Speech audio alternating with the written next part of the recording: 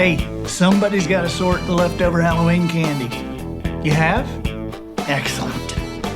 Good morning, afternoon, or evening. You are listening to The Professional Noticer. Hello, everyone. I'm Andy Andrews. Hey, thank you for making me a part of your week. My purpose here today and with every show we do is to play the part of a best friend or a coach. I want to help you live the life of your wildest dreams by giving you access to the greatest mentors the world has to offer today. This week, The Professional Noticer is sponsored by Books for Veterans. The Veterans Administration in Washington, D.C. has asked for 10,000 Andy Andrews books. So I'm personally donating as many as I can, but to reach 10,000, I need your help. What we're able to do to make that easier for you is for every $10 donation you make, a hardcover book we sent to the VA for the veterans, their families, and for the employees of the VA. That $10 will cover the cost of the book, the shipping, and the handling. So whether you can make this a personal gift or a corporate donation, just go to andyandrews.com/veterans. This can be added to a website purchase or done as an individual entry. And thanks very much for your support. Observations and answers are what we do here on The Professional Noticer. And as the regular viewers and listeners know, we love it when somebody comes to the table with both. And we have that today. We have a very special guest who came all the way across the country to sit here at the table with you. Now, she probably didn't come all the way across the country just to do that, but we're going to pretend that she did. You will recognize her as the star of a couple of movies, Secret Garden and Mandy and the Forgotten Christmas, which I saw. And she's been a recurring role on Netflix, Stranger Things, Fox's 911, and Timeless on NBC. And she's not just an actress, she has a beautiful voice. She has an EP that's just been released. It's called Unbirthday. It's dropped worldwide across all the streaming platforms, and you need to pick one up. And after you listen and watch this, you're gonna want to get online and get a hold of this. Please welcome Glennellen Anderson. Hi. Hey, Glennie. How are you? I'm so good. I'm so happy to be here. I did drive across the country, by the way, just to be right here. Well, I knew that you drove across the country. I hesitate to say that you did it just for us. Oh, I did. You can put that on record. You did. Well, yes. I'll tell your parents that you did. Good. They'll be glad to know, because then you can tell them for me. You know, before we even get to going in your career, I feel like I have to let people know that Polly and I were sitting in the waiting room. Oh, yeah. As you were being born. I mean, I tell everyone that. I said, really, the first person, I tell them there's only one person who held me, even though it was technically after my parents, before my parents, and that was Andy Andrews. And he's looking at his homemade video camera, and he goes, if they're not coming out, I'm going in to get that child and bring her into this world. I know. That's my favorite thing. I never will forget your dad rushing in like Ricky Ricardo, and saying, it's a girl, and she has red hair.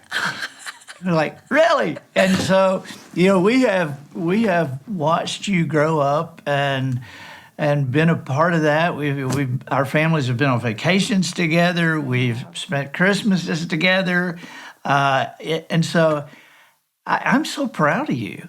Thank you. I mean, to see everything that you have done and are doing, and more than that, who you have become and who you are becoming. So thank you. That's awesome. Polly said, hey, by the way. Hi, Polly. It's Polly, second mama. Well, I mean, I have, it just is like you said, we've spent vacations, holidays together, everything. And I mean, those are some of my favorite Christmas memories, is all the Christmases in a row that we've spent with you guys. And getting to grow up with such a solid foundation of people. And, my parents over the years always said, seek wise counsel. And I didn't have to look very far, because you've been right there. And I'm like, that's a good thing. And so many of so much of your insight has just completely kept me moving from day one. I mean, the persistence situation, everything. I mean, it's like every situation I'm able to apply it, which I love it. You're kind. You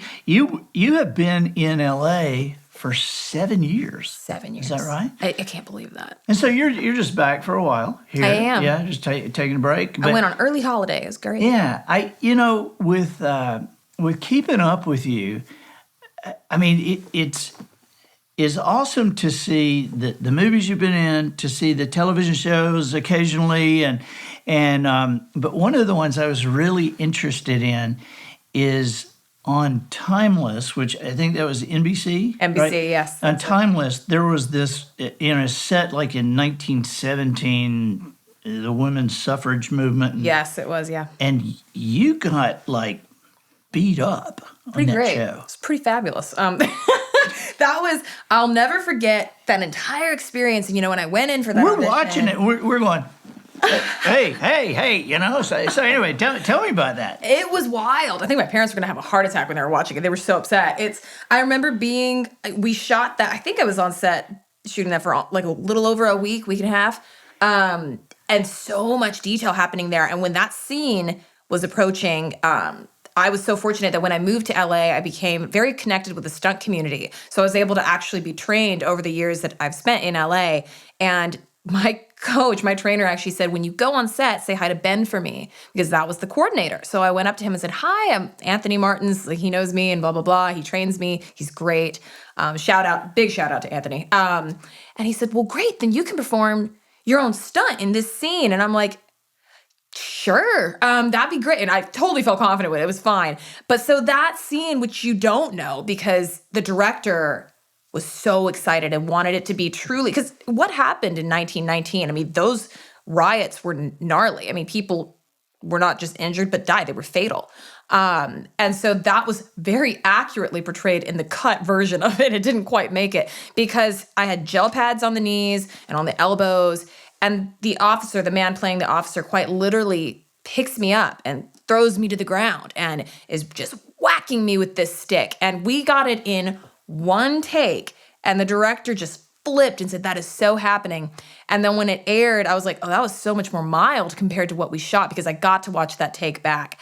And they actually did get in touch with me and said, oh yeah, the network said no. There was just no way, because it was so brutal, which to me is comical because we see so much brutality on TV that I thought, really, this show is so accurately portraying this pivotal time in history. I wish that they had shown it. I do, because it made the director cry. This grown man just completely crying. He's like, that was horrible to watch, because she's supposed to be this 17-year-old girl out there fighting for her rights, and she's just beat up for it.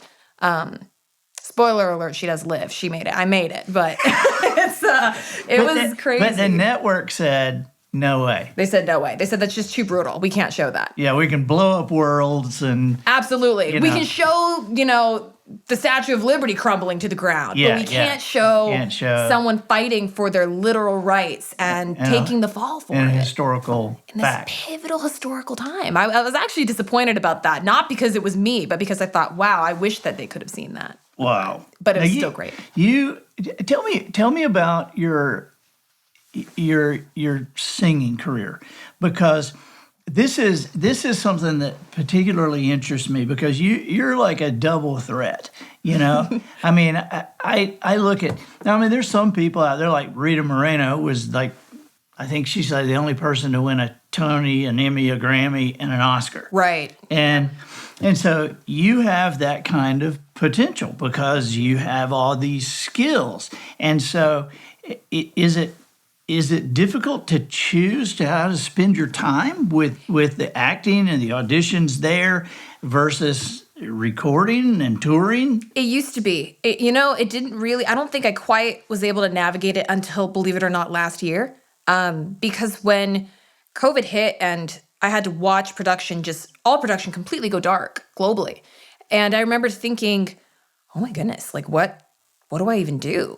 How did that, because it affected everybody. Right. But it really affected the entertainment industry just incredibly. It did. All our friends were like at home, and Rebecca was in New York, Rebecca Luker in New York, and Broadway was done. dark. No more. And so how did it go in LA? How did you navigate that? It was a ghost town. It was a ghost town there. I mean, I remember actually being out with my team. We had gone to go and see a comedy show and enjoy dinner and just a great night out. And then not 24 hours later, everything just shut down. And I remember thinking, is it that easy? It can flip just like that. It can just go dark. I truly felt, which I'm glad that I've gotten out of this now, but I almost lacked purpose. And I think it needed to happen in the end, because what did I do? I packed up the car, I drove back home, and meantime, still paying rent for my apartment out there, thinking, man. Sure. But drove home to reset. And I remember thinking, okay, I have no auditions. I'm not filming anything. It was just completely foreign to me.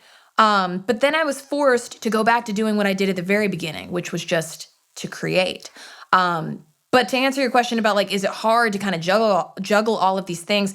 It has been over the years, because I'm like, oh, I love theater. Oh, I love film. I love TV. I love music. I love all these different avenues of entertainment, what feels like equally. I think the one I realized over time, come last year, was that music is the one that I can't go a single day without. And what I love about today is that music can continue to thrive virtually, which I'm an in-person person. I love shows. I love tour.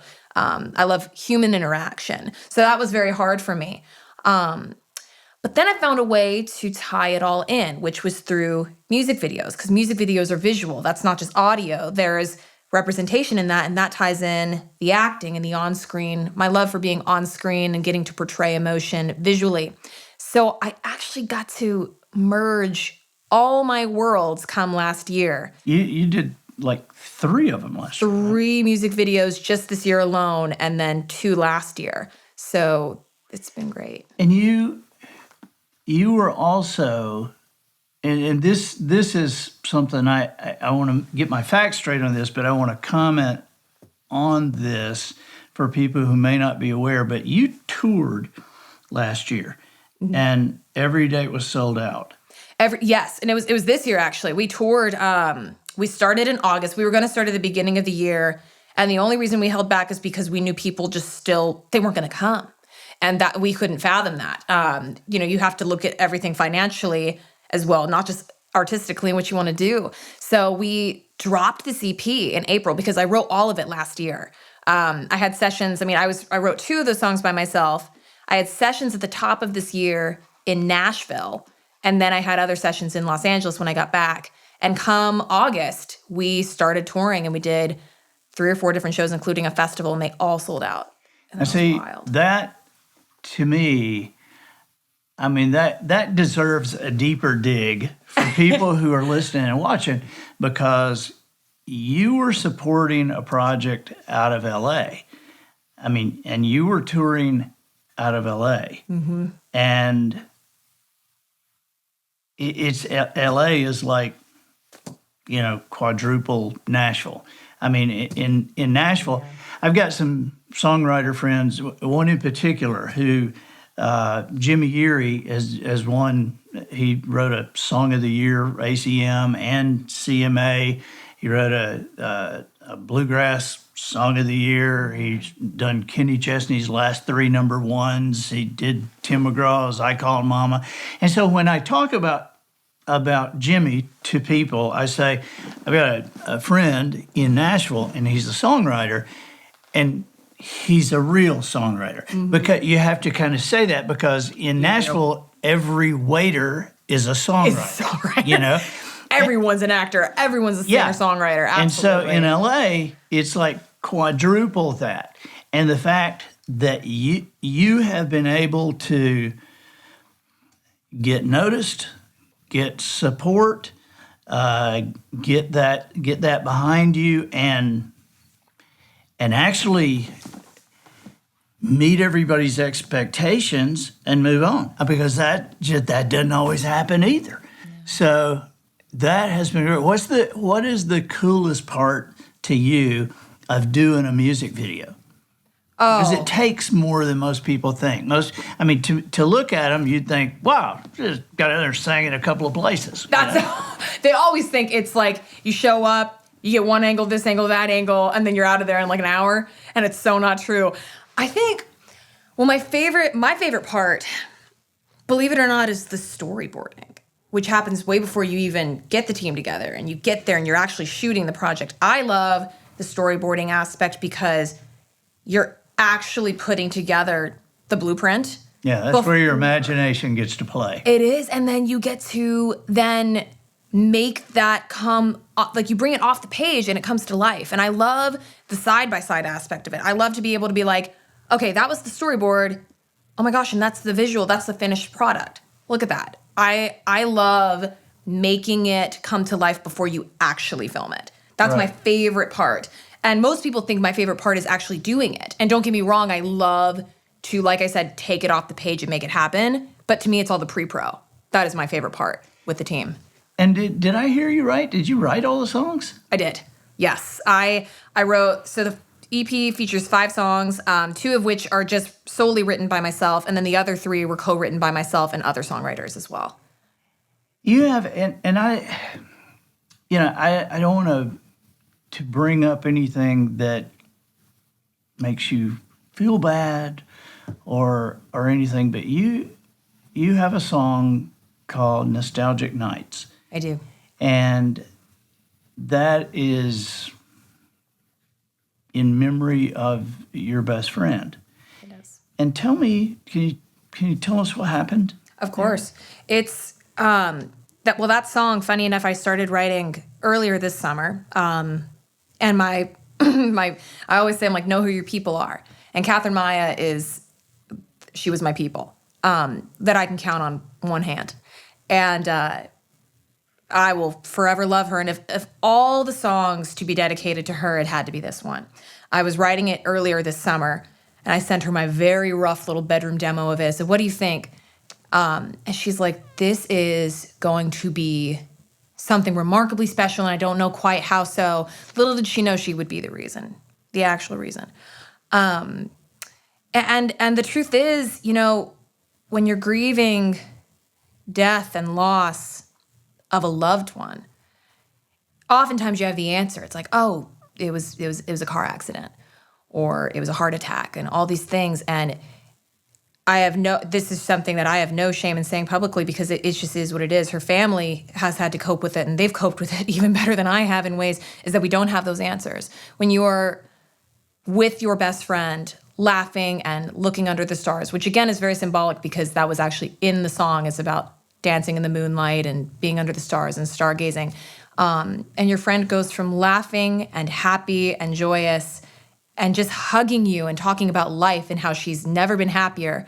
And then she just feels tired. And then she just wants to go to sleep. And then she's gone. And it's right in front of you. And you just think there's got to be a reason. There's got to be a way. How can this happen? She was only 27 years old.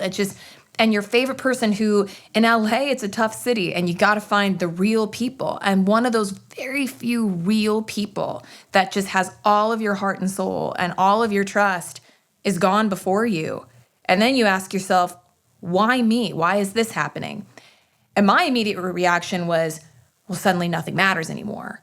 And I had to realize how disrespectful that was even to her, because she was someone who came to me on set of my last music video, who invited herself, because that's how she was. She said, I believe in you. I believe in this project. I am inviting myself to be a creative asset, and I'm going to be there as your best friend. So please let me be there and be on the team. And she was the production assistant. She was incredible. She was the light of that very in-house team of 7 people.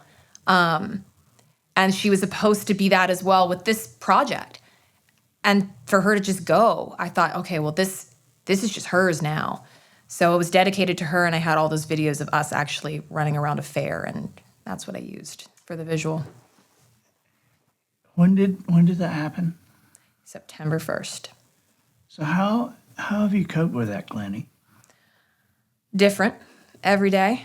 Thankfully I'm in counseling, and I love my counselor down here, Dr. Witt. He's great, everybody. He is amazing. And I've turned to prayer. You have to. Because my goal was distract myself. I'll just keep trucking forward. And when I tell you, God said, I said, stop. He literally said, stop. So here I am in Los Angeles, California, with all these projects in front of me, and I can't find a single reason to want to do them, but feel that I have to. And God's like, I just had to listen. I was like, what am I hearing in my head versus what is he telling me?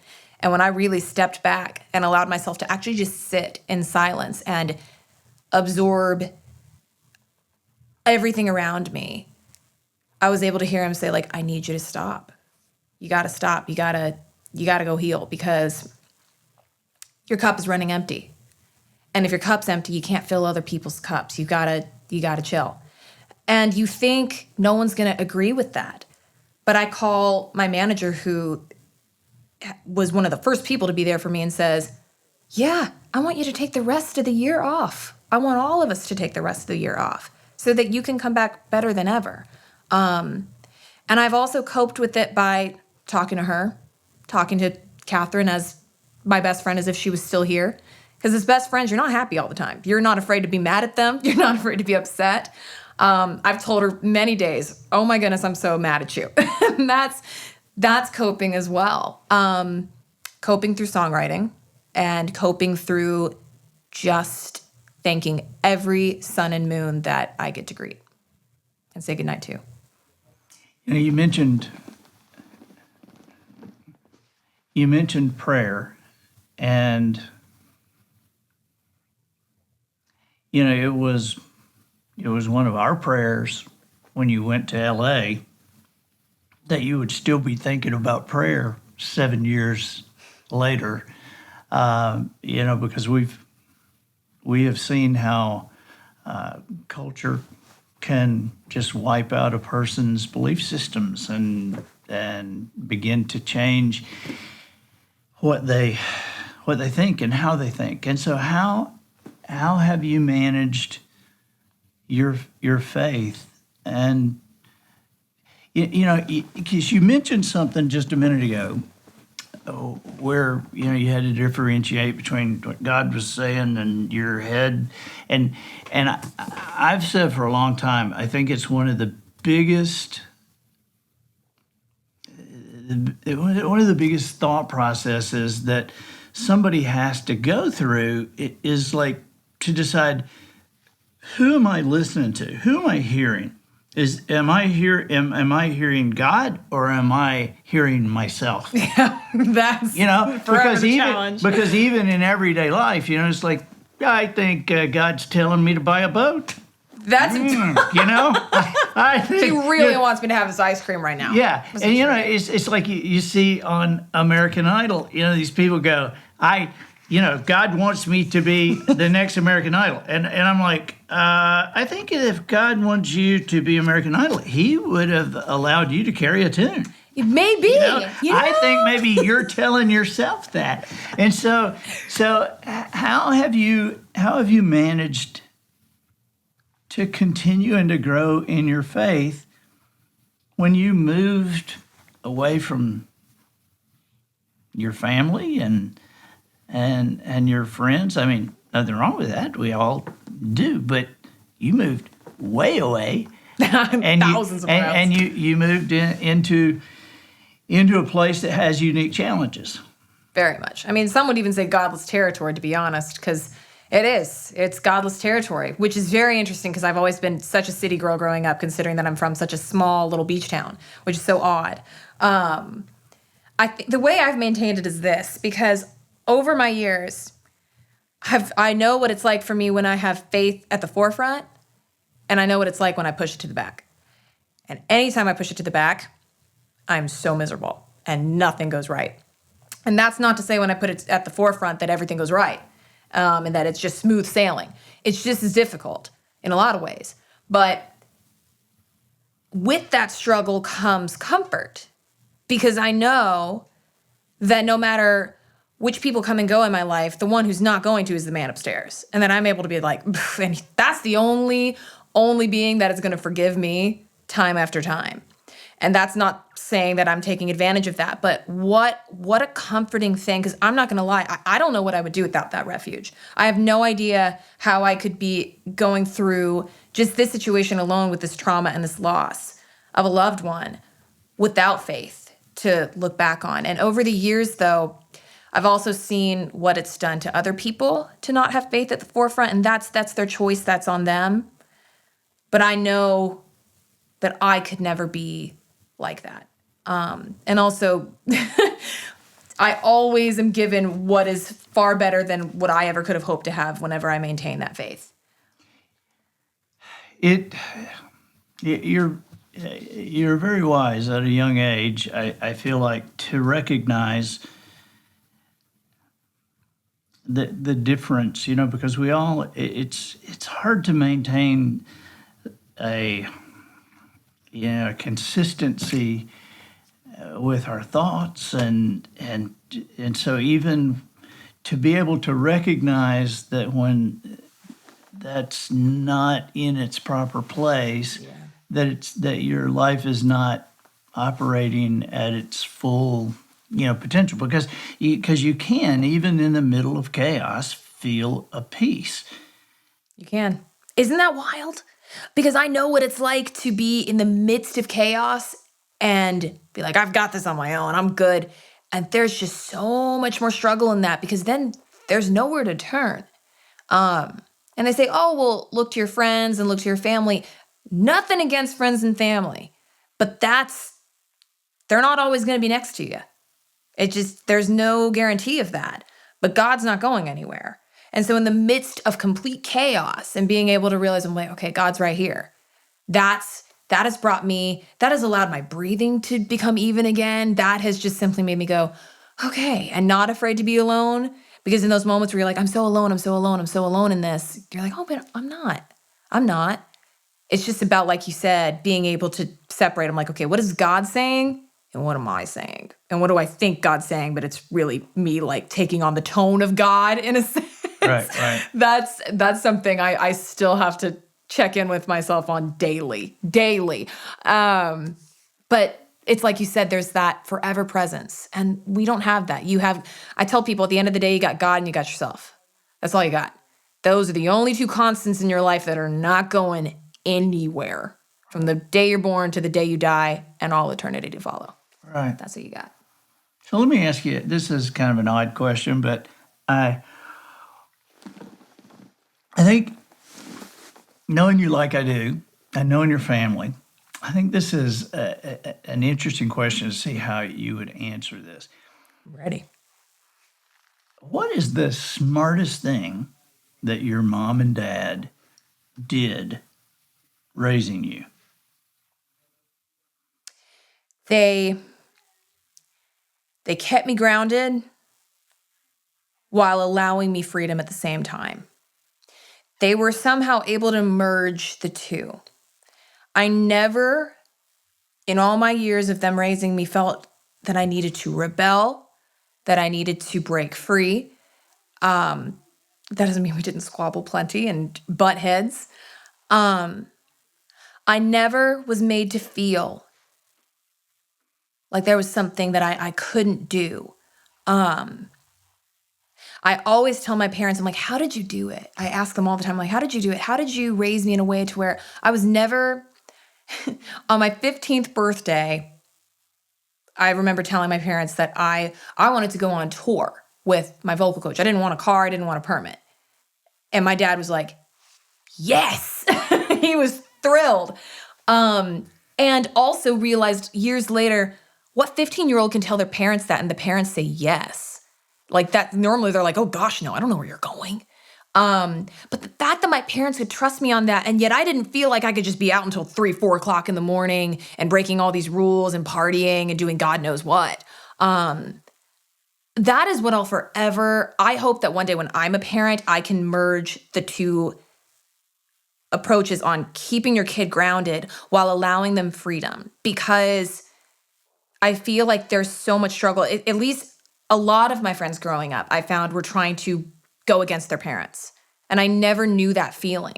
Well, the reason I ask you the question is because I know that there are there are families watching this and watching our conversation and knowing that you're 26 or 27? 27? Turning 27 in a few days. Yeah, that's right. Your birthday's Halloween. But there are families watching this, and they're listening to you, and I'm very aware that you are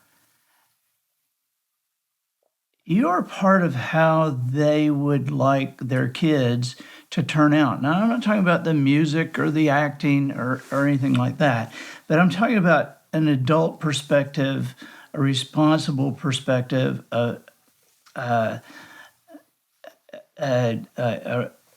personal faith that does not rely on your parents. I mean, you have there was some time that I mean, your parents led you, but there was some moment when they saw in you that responsibility and that maturity to be able, and I can tell you just from raising our boys, the reason that you never really had a curfew is because you never did come in at 3 and 4 in the morning, and so I mean, your parents did an awesome job. And listen, Jerry and Katrina and Polly and I had many conversations about you and Peyton and Austin and Adam. While you four were out there playing somewhere, we had many conversations. And to see that you guys were able to understand, I guess, the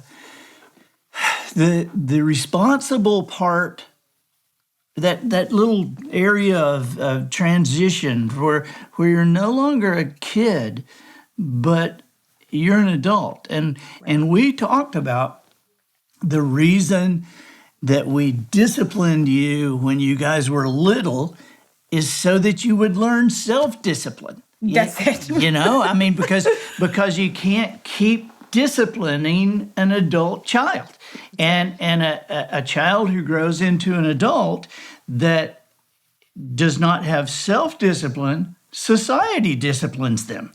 Correct. And it's never pretty when it happens that way. No. And so it's just, I was just curious about how you saw, what your parents did, because I love that you asked that. I mean, that's such a good question, because there's so many, parenting. I think that's something that I would want both kids and parents to hear, because it's like you said, if it's really it's not just about the discipline that children are given by their parents growing up. It's how it affects their own self-discipline. Because like you said, when society disciplines you, it's never pretty. Right. It's not. And I've had to fall on my sword plenty of times. But it's, I'm able to look back on all of that and be like, okay, I think I say there's a lot of phases that I skipped, which I'm glad that I didn't have to go down certain paths, but I made up for it in different phases, and that's fine. Right. I took on different challenges, and that's okay. But I'm grateful for that. Very grateful for that. So my folks, I got to give it to them. And both you and Polly too, because again, Peyton and me and Austin and Adam would go out there and play, and the opportunities that you all gave us was, again, you gave us a solid foundation that was built on faith and was built on love and discipline, while still wanting us to think for ourselves and be ourselves. And that's something most kids aren't given today. And I think parents would be a lot happier if they realized, my kid's smart. Let them be smart a little bit. Let them fall on their own sword. Let them make some mistakes, but keep them grounded at the same time. This is changing the subject, but this is just a little insert here. Do you remember, and I don't really know how old you were, but you were still young enough to dress up and trick or treat. Do you remember the rainy Halloween we trick or treated in Hawaii? In Hawaii? I do. Oh my gosh. And I remember looking at that and thinking, these people celebrate Halloween a lot because remember they all like came out of their houses and they had stands and it almost felt like a market, like I don't know. It's I remember thinking, wow, we've celebrated Halloween pathetically compared to how they do in Hawaii. I know it. I was blown away. And even with rain, they were like, it's a fiesta. Like, it was everything. It was crazy. I saw pictures of that the other day. That's why I was thinking about that. It's one of my favorite Halloweens to date. So what are you doing? What's now? I mean, I know you're at home and you're taking a breath.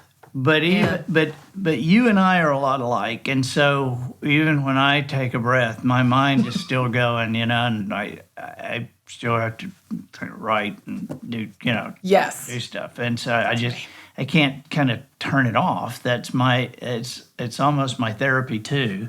It is. And so, are you writing? What are you doing? I am. I'm writing. I literally got myself a condo along the beach for the month of November and December so that I want to wake up with the sun. I want to jump in the water and heal. I'm trying to remember, because like you said, even in me being like, I'm on holiday, I'm like, but am I really on holiday? I don't know how to be. I don't think I know how to be on holiday. Polly would say that I don't. Yeah. You and me both don't. But like you said, it's because through our work, we are also... It's therapeutic, what we do. It is what helps to stabilize us and to neutralize it and normalize the mayhem. We can actually think clearly. Because when I songwrite, I'm actually able to block out the world and just think clearly. There's a lot of clarity that comes with that. For the first time in my life, I'm able to say, what am I doing? And I don't have a project for you. Like, I don't have a name of a project to give you or this upcoming thing that I'm doing.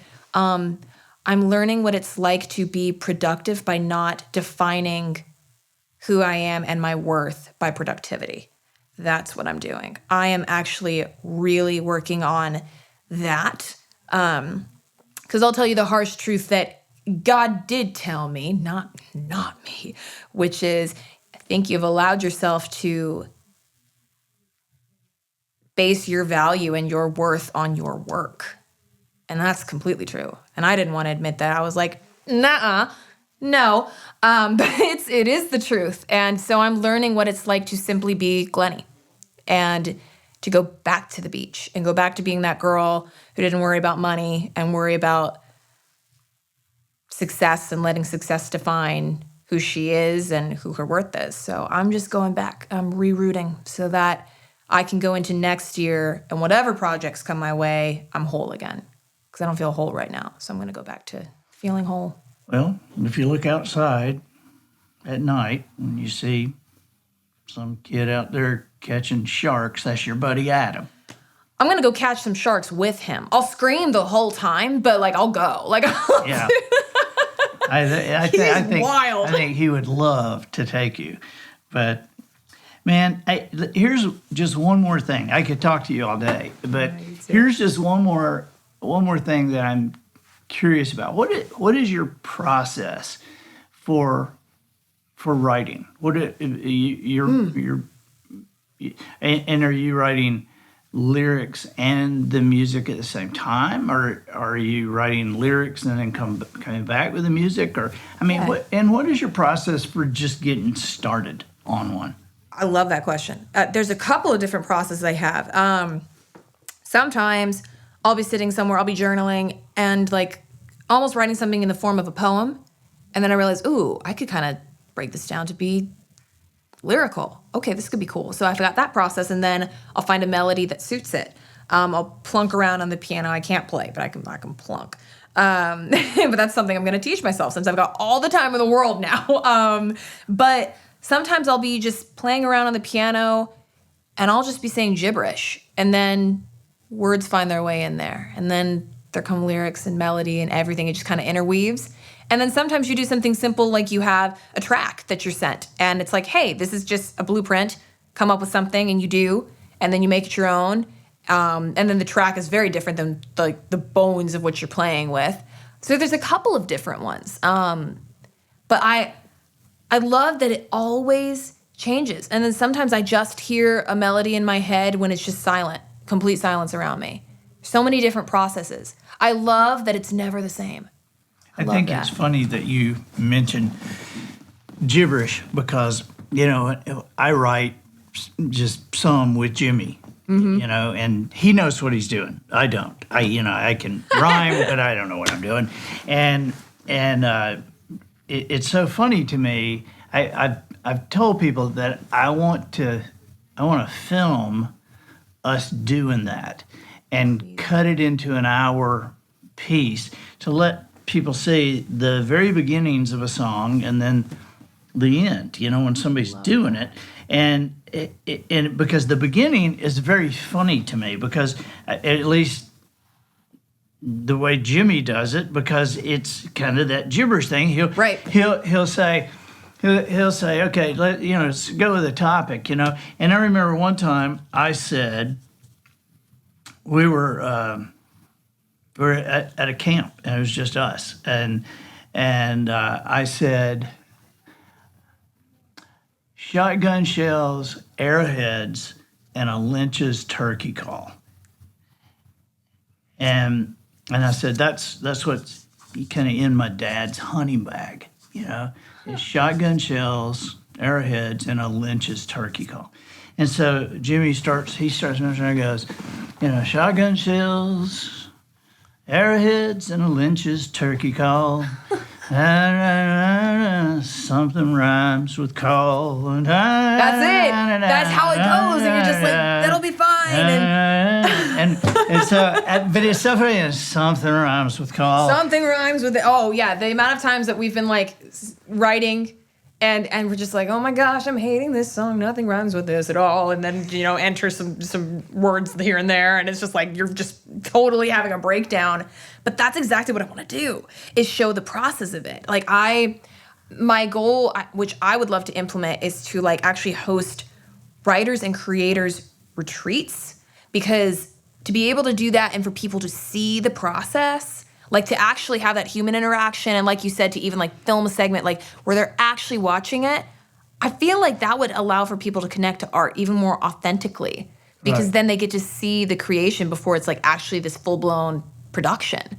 I think that's remarkable. I love that you're going to do that. Have you ever written the music before you wrote the words? Mm-hmm. Yes, I have. I've been able to actually like get the composition intact by just sitting there with a variety of musicians, or even sitting there with a producer and say like, this is what I'm hearing. This is it. See, that seems surreal to me. I was talking with Gloria Gaither, and she was telling me about some song that she had written that Michael W. Smith sent her the music, and then she put the words in. And I'm like, isn't that weird? Yeah. I'm like, really? How do you do that? Yeah, it's wild. Like it's like whenever you're even like when we get sent a track, or like, well, this is what we're working with.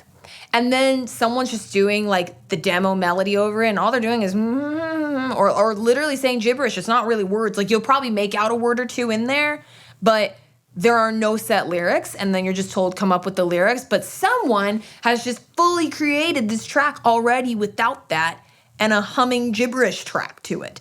And that's just like, talk about like a creative brain. Like that's wild when you can actually, it's almost like, it's like architecture and like how someone can like see the house before it's actually built. I think that's such an interesting part of the process. It's the storyboarding. Yeah, in a sense. it is. It's also how I have always created humor, because it's connecting dots. It is. You're quite literally connecting the dots. Yeah. And it's quite a comical journey as you're doing it. That's why I can't wait for people to see it, because they'll see all the mess. I think my favorite part of like this EP and like the sessions we had was even looking at each other and being like, man, that could be better. I was like, well, that's all I got. Because like we're trying to rhyme. It's like we're trying to make sense of this. But it's so fun, those little moments, like you said, like how it's like he's trying to rhyme with that. And then you end up coming up with a totally different word and then moving that word over here. It's fun. It's a puzzle. Yeah, it is. It's a puzzle. Mm-hmm. And I love my times doing that with Jimmy because it's like, I envy him in a way, because when he writes, he's telling a story in 3 minutes, and Right. I'm doing it in 60,000 words. It's like, it's just taking forever. It's like, Yeah. oh yeah, there's been some songs that have just like been like, wow, piece of cake, guys. And then others where it's like, I'll see you tomorrow. Yeah, see you tomorrow. Wow. That's just, Well, I won't even ask you what's next, because I know that you're in the mode now of taking a breath and figuring that out. And so you said it best yesterday, surrendering. Yeah. That was what you and I were talking about, and how it's just surrendering, because it's like you said, when you want God's will to be done, it can't come with conditions. It's that was the best way you could have put that for me yesterday, when you're like, all right, God, let your will be done. Oh, but not with this, and that. Right. And God's like, do you want my, okay. Right. Do you want my will to be done? Yeah. And then saying, help me to want your will to be done. Right. So that's going to live with me forever. Like Yeah. that's what I'm learning. That's what I'm learning too. Well, that was David's prayer, because when I had such problems with that, because I would pray, God, your will be done, and then I get up from praying and go, but don't touch my kids, because if you touch my kids, then we're going to have a problem, But other than that, let your will be done. And I want a boat. So my kids and a boat, God. So your will, except for my kids and a boat. And I, it would drive me crazy, because I knew that wasn't how I was supposed to think. Right.